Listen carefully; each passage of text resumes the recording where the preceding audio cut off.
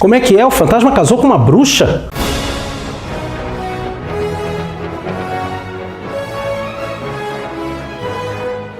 Olá! Bem-vindo ao Fantasma Brasil! Ao longo das histórias do fantasma, de vez em quando nós temos a presença do sobrenatural.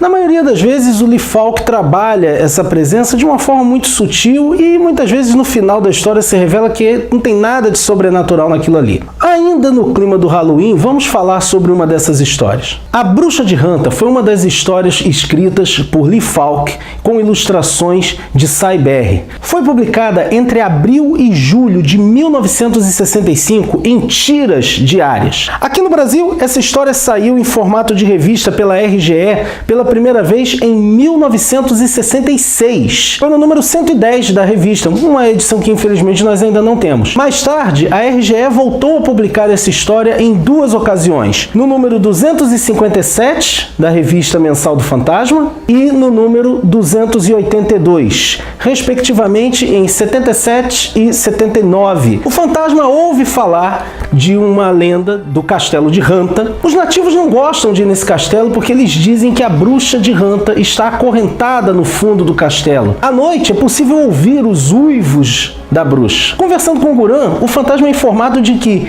quem prendeu a bruxa de Hunter lá foi ninguém mais, ninguém menos que ele, o fantasma. E existe a lenda de que a bruxa de Hunter está prisioneira lá no calabouço do palácio, esperando que o fantasma a liberte, que somente ele poderia libertá-la. Curioso quanto a essa história, o espírito que anda vai até a sala das crônicas e lê as histórias contadas por um de seus antepassados. Nas crônicas, um dos ancestrais do fantasma diz que havia um castelo, o castelo de Hunter, governado por uma rainha feiticeira, que tinha a seu serviço vários demônios que atacavam os viajantes. Querendo acabar com essa história, o fantasma daquela época vai até o castelo, onde descobre que não existiam demônios, eram apenas homens fantasiados, e ele se defronta com a rainha bruxa. Ela imediatamente diz que estava esperando por ele para que eles pudessem se casar. Ele é feito prisioneiro, mais tarde ele foge e pula do castelo. Nesse momento, as crônicas estão com uma página faltando e nós não sabemos como essa história termina. Querendo tirar essa história a limpo, o nosso 21º fantasma vai até o castelo de Hunter em ruínas,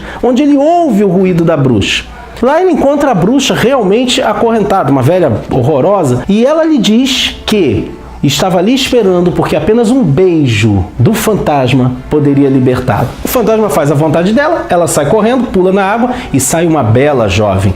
E nisso o fantasma fica tonto. Quando o fantasma volta a si, ele descobre que suas armas sumiram e tem alguém que está tentando matá-lo. E ele resolve tirar aquela história a limpo de vez. Ele descobre que na realidade o ruído que todos ouviam e que achavam que eram os gritos da bruxa era um sistema desumidificador de ar que estava instalado na ruína, nos porões do castelo para preservar quadros. E aí, gente, nós temos nazistas que roubaram obras de arte durante a guerra e deixaram ali um ex-soldado nazista que está negociando essas obras. O fantasma desbarata aquilo. A história termina com o fim da lenda da bruxa de Hunter, mas deixando uma pergunta no ar. O que aconteceu com as páginas que estavam faltando nas crônicas da Caverna da Caveira? Os leitores do Espírito que Anda tiveram que esperar até 1979 para saber como termina a aventura envolvendo a bruxa de Hunter. Na tira dominical intitulada The Name, publicada entre setembro e dezembro daquele ano, com roteiro de Falk e desenhos novamente de Cy Berry, nós somos apresentados à aventura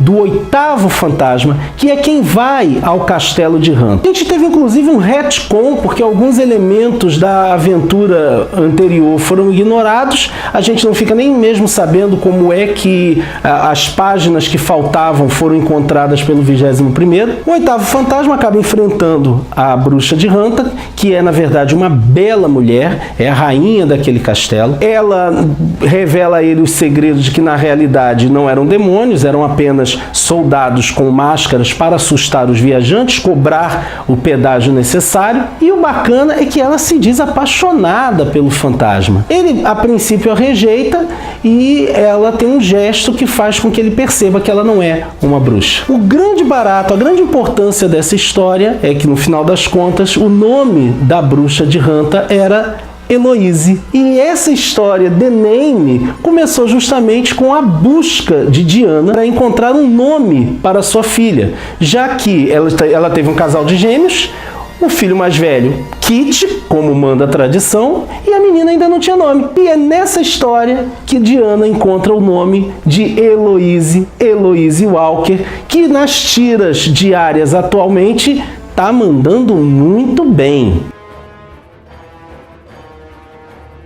A primeira vez que saiu aqui no Brasil foi no Fantasma Extra, número 3, já publicado pela Editora Globo, em 1987. Depois saiu no Gibi número 1, de 93, esse exemplar nós não temos. A Ópera Gráfica também chegou a lançar essa história em 2002, na edição número 2 do Fantasma Magazine. E a última vez que essa história saiu aqui no Brasil foi nessa bela edição em capa dura, da Calaco, integrando a saga do casamento, mostrando tanto as tiras diárias quanto dominicais. E é isso, meus amigos. Foi assim que o fantasma casou-se com uma bruxa. Se você gostou desse vídeo, não deixe de curtir e compartilhar nas redes sociais. E se você está chegando aqui pela primeira vez e gostou do nosso trabalho, se inscreve no nosso canal, ativa o sininho, ok?